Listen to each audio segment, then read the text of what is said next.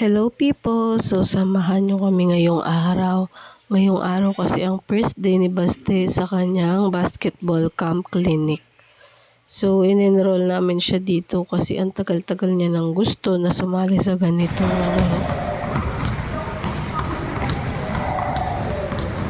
Kaya niya ba mag-shoot? Ewan ko sa kanya, taas-taas nun eh.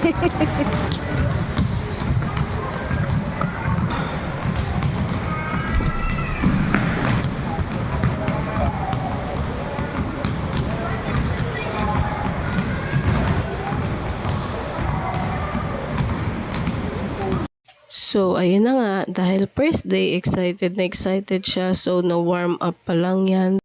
So, before mag-start yung training is nagdadasal muna sila and kinakausap sila ng mga coach nila.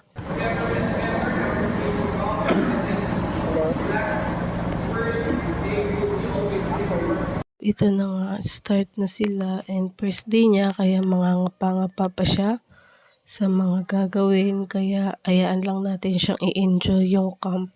Bali yung camp na to is 7 Saturdays niyang a-attenan and may pre-ball, may free t-shirt na rin sa kanila at yung pinaka-last is may certificate tsaka may liga.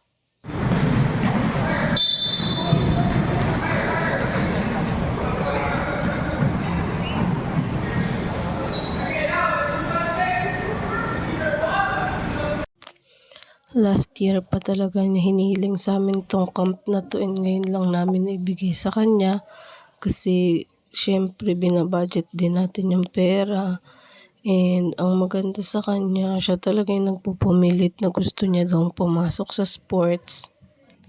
Sana nga lang matuloy-tuloy namin yung ganito kasi siya mismo yung malakas yung loob, siya mismo yung may gusto, and this camp cost 3,500 for 7 Saturdays. Ang maganda lang din siguro dito is nakakapagpapawis siya, nakakakilala siya ng ibang tao, less gadget. Ang hiling niya naman nga sa amin sa sunod, swimming naman daw sana, pero yan, pag-ipunan pa natin yan.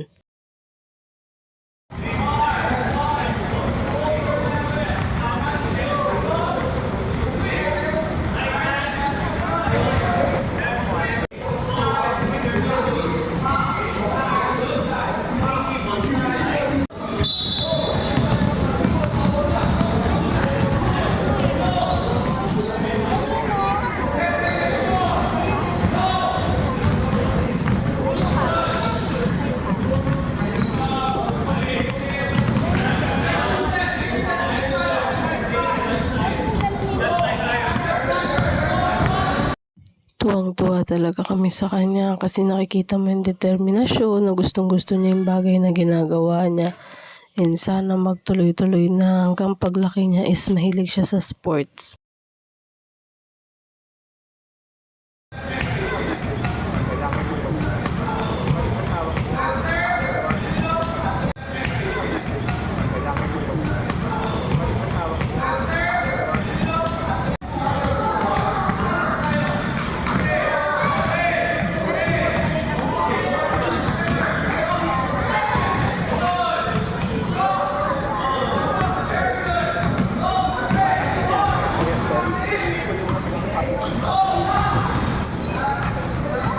So dito magsisimula na silang maglaban-laban. Bali parang iyan na sila by 3 ata o by 4. Tapos magkakaroon sila ng game. Ayan, kaya tuwang-tuwa talaga yung anak ko.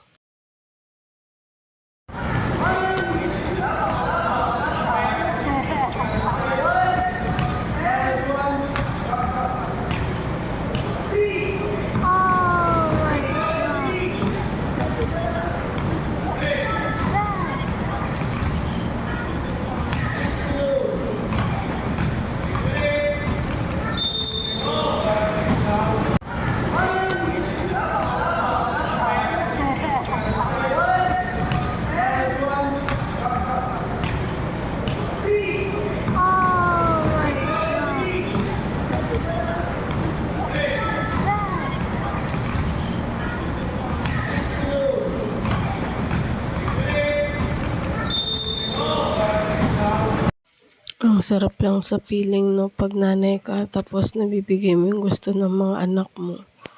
Mahirap na masarap yung pagiging nanay, pagiging magulang.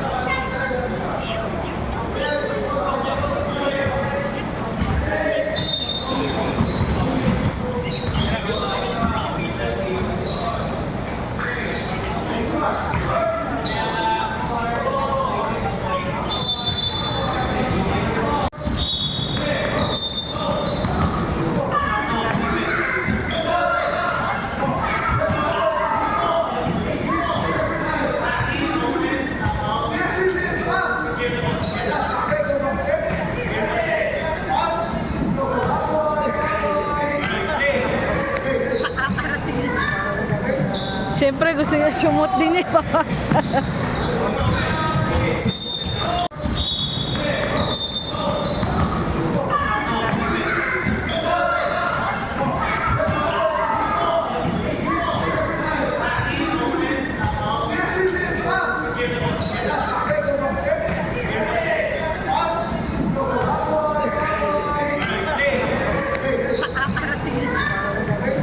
Siyempre gusto niya sumot din eh, papasa. Ipasa yung bola.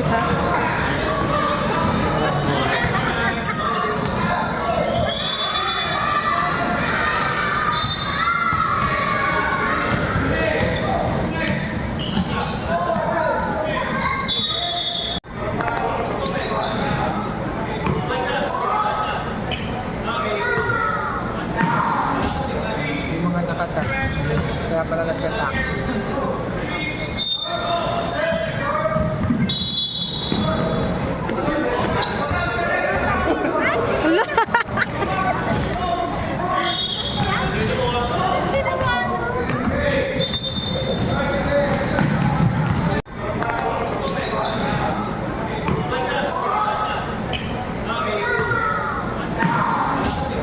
Yung mga nakata. Kaya pala nagsatak.